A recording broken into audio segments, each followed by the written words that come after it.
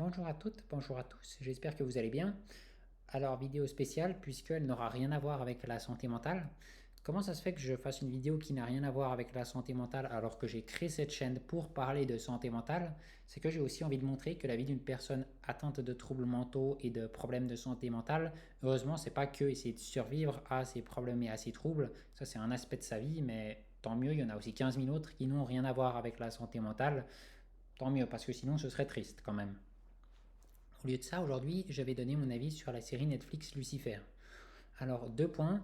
Déjà, je ne suis pas croyant, donc je ne connais pas les textes religieux. Donc, cette série ne va pas se baser sur le côté religieux. Je vais pas dire si je trouve ça cohérent avec les textes religieux ou pas. Et le deuxième point, c'est que pour ceux qui n'ont pas encore vu cette série ou qui n'ont pas encore fini de la regarder, il n'y aura aucun spoil.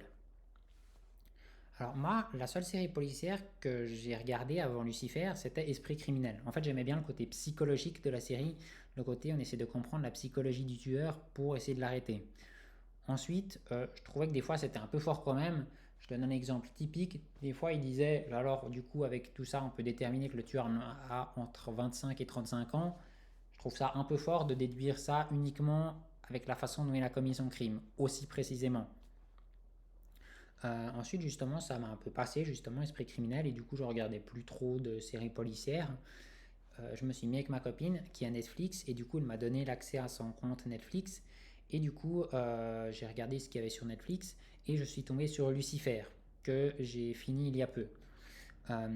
Pour ceux qui ne connaissent pas la série Lucifer, c'est une série policière, mais aussi une série humoristique qui raconte comment Lucifer quitte l'enfer pour prendre des vacances à Los Angeles et comment il se met à travailler avec la police. Alors, mon avis sur la série, moi j'ai adoré cette série, je pense que c'est ma série préférée. Pour moi, déjà, le plus gros point positif dans cette série, l'humour fonctionne extrêmement bien. Il y a un humour absurde et décalé, mais qui fonctionne à la perfection pour moi. Il y a plusieurs films ou séries où pour moi l'humour est trop gras, ou c'est de l'humour pipi caca, humour que j'aime pas, ou alors juste l'humour ne prend pas. Et pour moi, dans cette série, l'humour prend extrêmement bien. C'est bien simple en fait. Chaque fois qu'il y a un trait d'humour dans la série, au minimum ça me fait sourire, au maximum ça me fait éclater de rire. Je dois mettre pause tellement je suis mort de rire parce que je peux même plus écouter justement la série. Mais aussi justement ce que j'aime bien avec cette série, c'est que il y a pas mal de séries policières où je trouve que déjà elles se ressemblent beaucoup. C'est juste des mecs qui enquêtent sur les meurtres et voilà. Et c'est juste ça, et du coup pour moi déjà il y a ce côté humour en plus, mais qui est parfaitement bien dosé d'une part, et d'autre part je trouve que en plus dans cette série, déjà les personnages ils ont des caractères, il y en a des qui aiment bien ci, d'autres qui n'aiment pas ça, etc., etc. Et c'est pas juste des personnages qui enquêtent sur les meurtres et c'est rien d'autre de plus que ça les personnages, mais aussi ce que j'ai bien aimé avec cette série, c'est qu'en fait, les personnages, ils, les personnages, ils évoluent dans la série. Au début, ils sont pas les mêmes qu'à la fin de la série. Et ils évoluent tant au niveau du caractère, un petit peu, que aussi moralement, où leur moralité en fait évolue. Et du coup, pour moi aussi, un des points forts de la série, c'est que du coup, les personnages sont très attachants. Euh, Autre chose que j'ai bien aimé dans cette série, il y a pas mal de films et séries aussi qui ont trop de charge mentale pour moi, étant hypersensible en fait. Rapidement, quand par exemple le personnage principal s'en prend plein la tronche, rapidement ça peut être pas agréable pour moi de regarder cette série ou ce film, parce que du coup après j'en ressors triste ou désespéré, mais pas bien, tandis que dans la série Lucifer, mais en vrai, dans une immense majorité d'épisodes, je peux regarder ça, mais alors sans souci, je suis dans un super bon mood. Après, je suis super joyeux.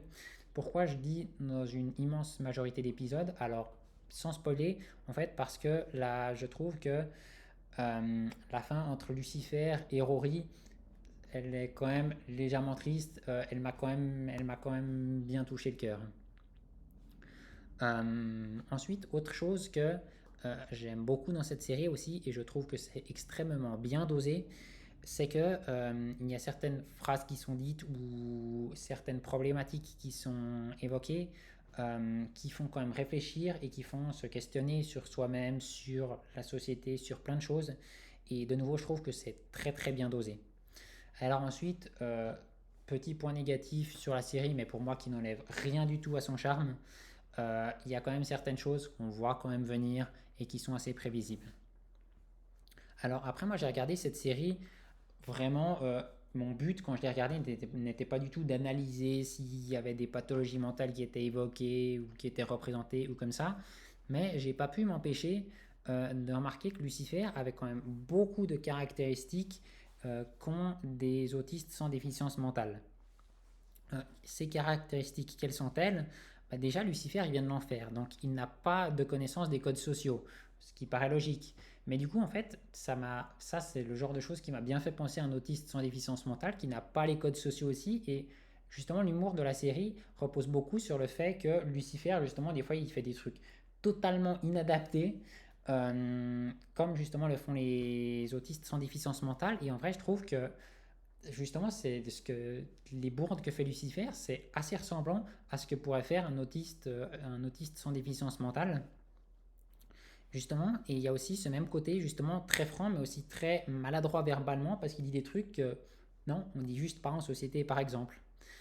Autre point, justement, autre point, justement, qu'ont les autistes sans déficience mentale et qu'a aussi Lucifer, au niveau émotionnel, Lucifer a pas mal de problèmes, notamment par exemple, à reconnaître ses émotions.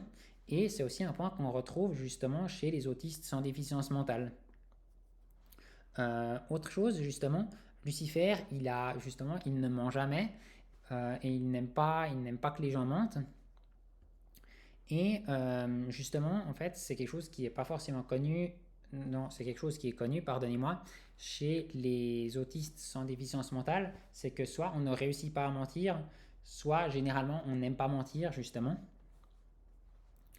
Encore une chose, justement, Lucifer, il déteste l'injustice, justement, il adore rendre la justice et punir les méchants et ceux qui ont été injustes.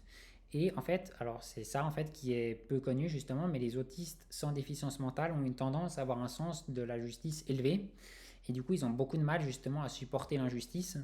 Et du coup, c'est encore une chose que j'ai retrouvée chez Lucifer. D'ailleurs, ça se retrouve aussi par le fait qu'il devienne policier et du coup, même dans son métier, il combat l'injustice. Du coup, moi, c'était tout ce que je voulais dire pour ma critique de Lucifer. Vu que j'ai fini cette série, n'hésitez pas à me conseiller des séries Netflix ou non hein, à regarder qui sont sympas. Et je vous dis à la prochaine vidéo. Bye!